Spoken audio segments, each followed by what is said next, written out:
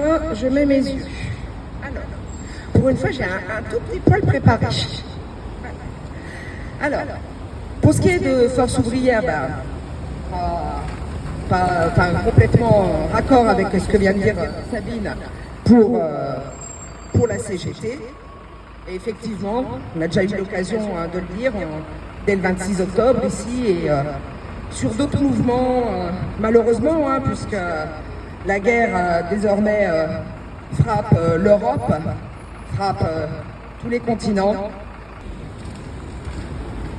Une jeunesse embrigadée, malgré un échec retentissant pour tous ceux qui ont suivi les choses des villages portant le service national universel, malgré un refus de l'ensemble des organisations syndicales de l'éducation nationale de ce service national universel, malgré l'opposition, encore là, de la FCPE, donc une association de parents d'élèves, oui, on embrigade la jeunesse.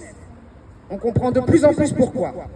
Des budgets colossaux pour la guerre, 413 milliards. Et après, on explique qu'il n'y a pas d'argent pour les services publics.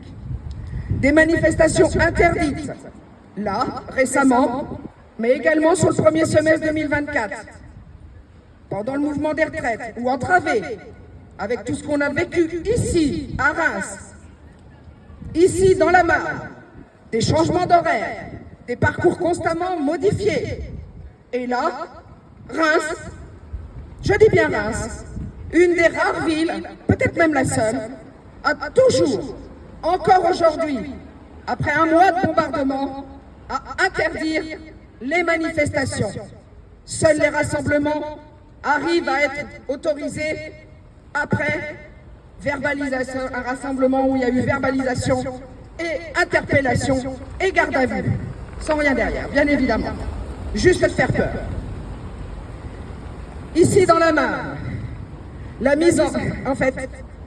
c'est la mise en œuvre, tout simplement, on a déjà eu l'occasion de le dire, mais il faut le répéter, le faire savoir, du programme de Denis Kessler, c'est-à-dire récupérer tout ce que le Conseil national de la résistance, donc juste pendant et même après la guerre, tout ce qui a été construit par les travailleurs unis et qui en avaient soupé, qui s'étaient levés, qui avaient réussi à vaincre la barbarie du capitalisme. Une loi en ce moment, immigration, qui stigmatise, qui tente d'imposer aux médecins de rompre avec leur serment d'Hippocrate. Je fais la référence à la volonté du Sénat qui a du coup fait passer la fin de l'aide médicale d'État. Ça résonne forcément avec ce qui se passe à quelques encablures de chez nous, avec la famine organisée.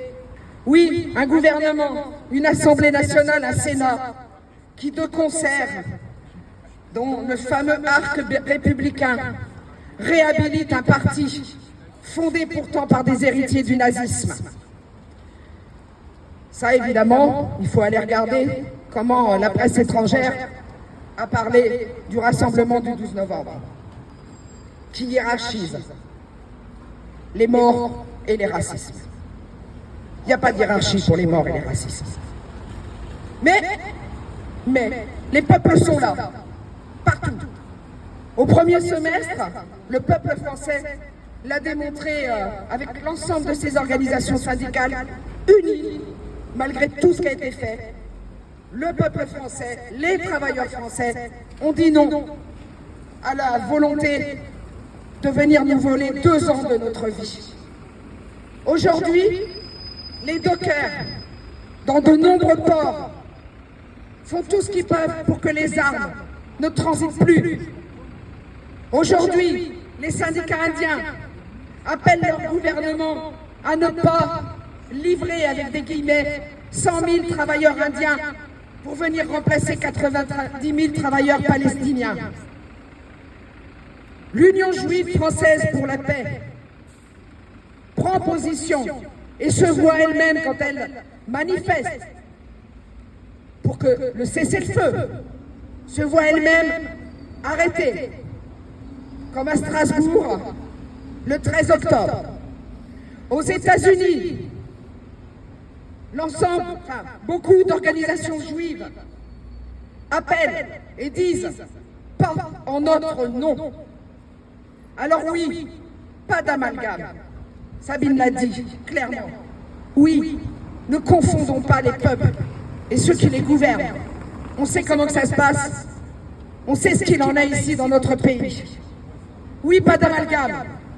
On sait aussi, on a notre histoire, on sait aussi ce que veut dire le colonialisme. On ne peut pas cautionner des colonies, quelles qu'elles soient, où qu'elles soient. Honte à tous ces amalgames qui légitiment les massacres. Tous les massacres sont condamnables. Ceux du 7 octobre et le massacre actuel avec plus de 11 000 morts, plus de 4 000 enfants et un hôpital, des hôpitaux, sous les bombes. Plus d'eau, plus de médicaments, plus d'électricité, plus rien. Les enfants meurent parce qu'il n'y a pas de couveuse, les bébés, les femmes. Je vais vous lire simplement un texte parce que quand c'est tellement bien écrit par les médecins. Le Syndicat national des médecins hospitaliers Force ouvrière et le groupement départemental des services publics et de santé Force ouvrière. Personnel hospitalier, médecins, nous sommes rassemblés aujourd'hui, jeudi 16 novembre, devant notre hôpital. Donc pour nous dresser contre le bombardement systématique de Gaza et notamment de ses hôpitaux, de ses centres de santé, de ses ambulances, conduisant à la mort déjà plus de 160 de nos collègues médecins, infirmiers, aides-soignants, ambulanciers, selon les chiffres avancés par l'Organisation mondiale de la santé. Plus de 11 000 morts déjà à Gaza, dont les 2 tiers sont des femmes et des enfants, et les 9/10 des civils qui n'ont rien à voir avec le Hamas. Selon Nathalie Boukli, directrice de l'agence de l'ONU pour les réfugiés palestiniens, seuls 8 centres de santé sur 22 continuent de fonctionner, c'est-à-dire sont encore ouverts, sans eau, sans électricité, sans médicaments. 12 hôpitaux ont été totalement détruits par les bombardements. Le porte-parole de l'Organisation mondiale de la santé, les témoignages de Médecins sans frontières et de tant d'autres associations indiquent la souffrance de patients opérés, amputés sans anesthésie, de brûlés, soignés sans analgésique, etc. On ne peut pas faire une liste exhaustive.